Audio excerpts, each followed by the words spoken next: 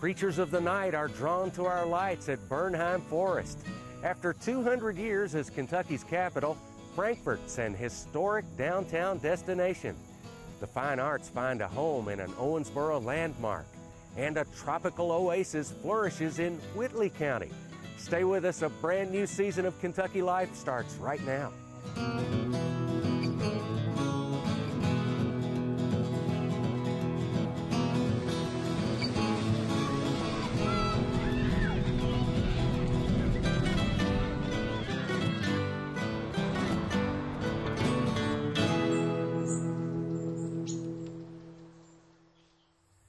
Hello everybody, I'm Dave Shuffett along with my pal Toby. Welcome to a brand new season of Kentucky Life. This year several of our stories have a Civil War theme. We've also got more town profiles, Dave Does-Its, and some challenging outdoor adventures. And we'll continue our look into Kentucky's biodiversity. That's where we'll begin tonight. You know, it's not only scientists who are responsible for making discoveries about our natural world. Frequently, it's common folk who contribute to our understanding of nature. Members of a group here in Kentucky are bringing to light the subtle, muted beauty of one of our state's underappreciated creatures.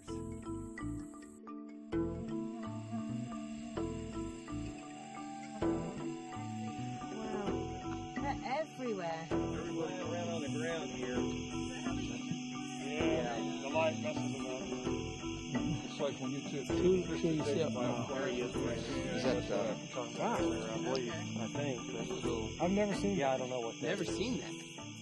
Society of Kentucky Lepidopterists is a club that's scientifically oriented and focuses on scaled winged insects. Lepidoptera is the order of insects, and that includes moths and butterflies. The Society of Kentucky Lepidopterists was founded in 1974. We all had an interest in Lepidoptera in the state, and it's all in all, it's just a lot of fun. Most people would think that, well, insects, they're nothing, but we found out that there's a lot of things to be learned about insects. No one knows that more than Charlie Covell.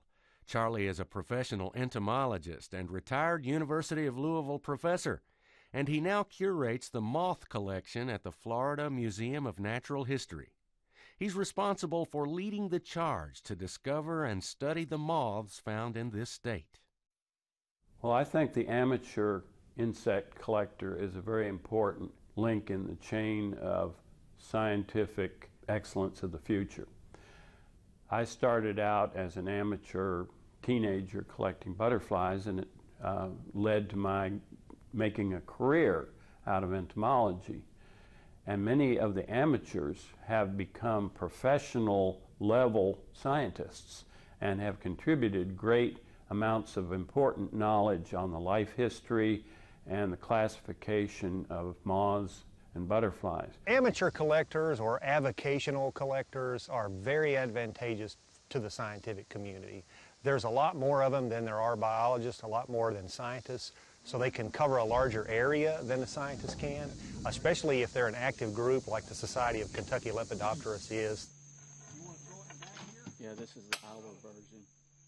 Tonight's field trip is in the northern tip of Nelson County at Bernheim Forest.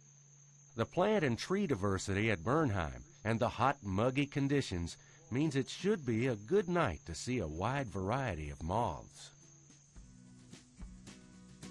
Tonight we're going to be looking at moths here at the Bean property.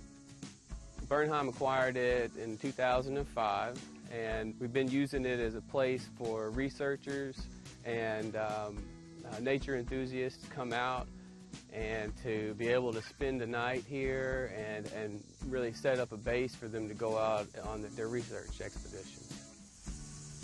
The underwing moths is a large group of handsome moths in the family Noctuidae. Okay, that's the largest family of moths that we have. They have cryptic forewings that are the color of the wings blend in with the tree bark that they rest on a lot of times. But when they open those forewings, the underside, the underwings are fairly colorful a lot of times. Some of them are orange, some of them are yellow, some of them are very red to pink. And here in Bernheim Forest there are a large number of tree species. Many of them will have Chautauqua moths feeding on them. That's one reason why we're here tonight, is to try to locate those.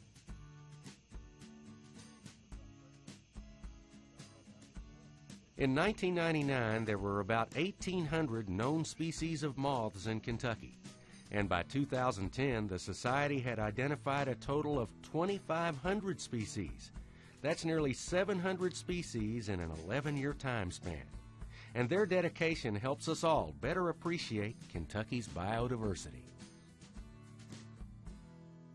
The moths are a group of insects that are very tiny to quite large. The smallest moths are much smaller than the smallest butterflies, and the largest moths are much larger than the largest butterflies. Moths are important for a number of reasons. Obviously, they provide a lot of food for a lot of organisms. The caterpillars provide food for the birds. Bats feed heavily on moths, so they're a tremendous food source. But some species, especially the day-flying moths, are pollinators. They pollinate plants. They have certainly a role or a niche that they occupy in the natural environment. So, and not only that, but they're a part of our natural heritage. We should want to preserve them simply because they are a part of our natural heritage. It was the diversity, the variety, the huge number of species and the variety of different ways that they live that was very interesting to me. That is what continues to pique my interest even today.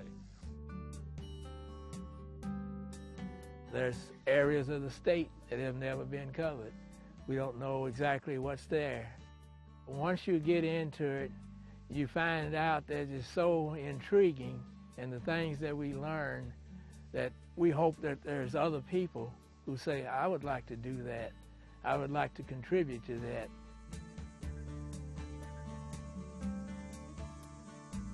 I have been asked what it is about moths that I like, and one of the things that I like so much about moths is that their beauty is a muted beauty. Their colors tend to be earth tones, combinations that are subtle, whereas butterflies are flashy, brilliant beauty and garish, and the sun reflects from them and enhances the beauty that they have already, and everyone knows about them because they're out in the daytime when we are. The moths are out at night, generally. We miss seeing them very often. And to discover these creatures of beauty is really a thrill and a celebration of the creation.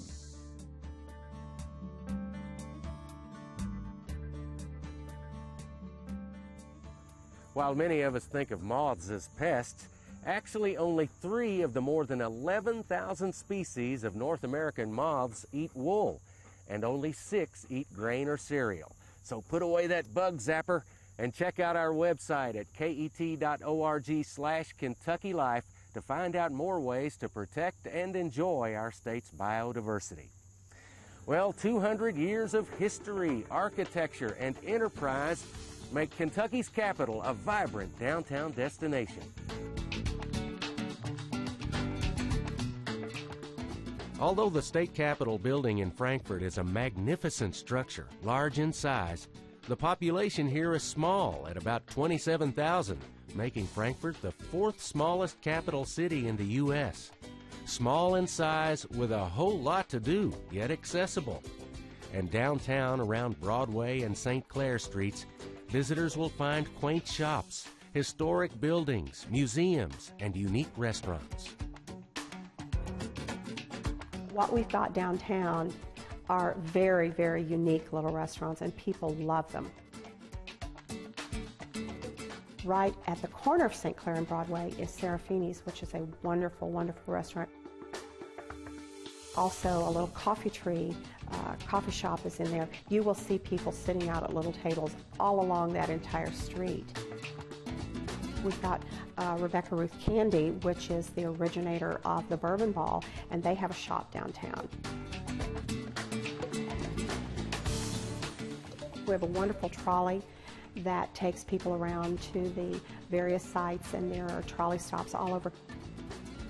We are standing almost at the corner of St. Clair and Broadway, and we are directly inside of the old state capitol right now, which was built in the 1820s. The old state capitol is just one of 3 museums that are owned and run by the Kentucky Historical Society. We have nearly 60,000 children that come through to see the historic sites in Frankfort, and last year about 500,000 visitors. One of the buildings that I would point out would be our 1830s courthouse and our historic Grand Theater that's recently been restored. The natural beauty of this city is absolutely unbelievable. And what's special about this city, the historic integrity, the seat of government, and wonderful, wonderful people. Within a 2-block area, you could stay busy all day.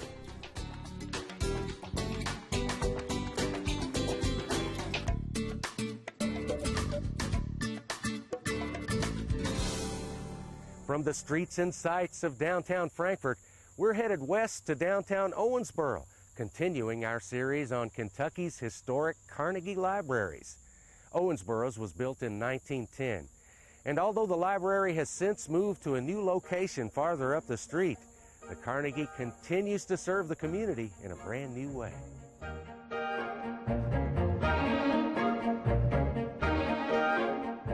Between 1886 and 1919, industrialist Andrew Carnegie donated over $40 million to create public and academic libraries throughout the United States.